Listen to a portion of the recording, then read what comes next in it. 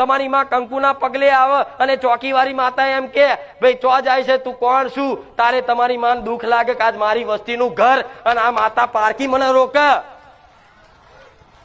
થાય કે નહીં?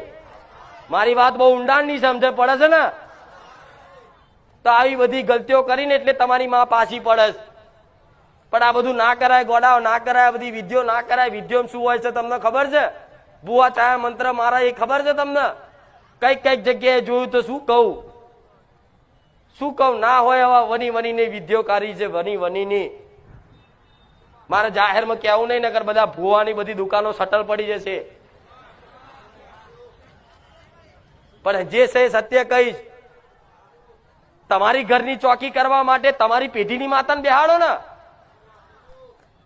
પારકા ભુવાની લાઈન માતા બેહાડવાની, પારકા ભુવાના ઘરનો ગર્ભ દીવો કરવાનો, પારકા ભુવાને પૂર્વજને પૂજવાના ઘરમાં પૂજાય ના પૂજાય? ગોડા તમારી કુળદેવી તમારી પેઢીઓની માતા યાત્રા થાય રિહાય તરત કે આ દીકરાએ ઘરમાં લાઈન લીંબુ વારી ને તો લીંબુમાં એક શક્તિ હોય છે, તમને ના ખબર હોય તો કહું.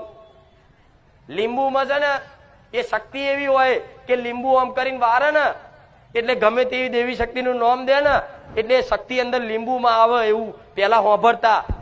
તેવી રીતે તમારી કુળદેવીના નામથી કે ભુવો ઘરમાં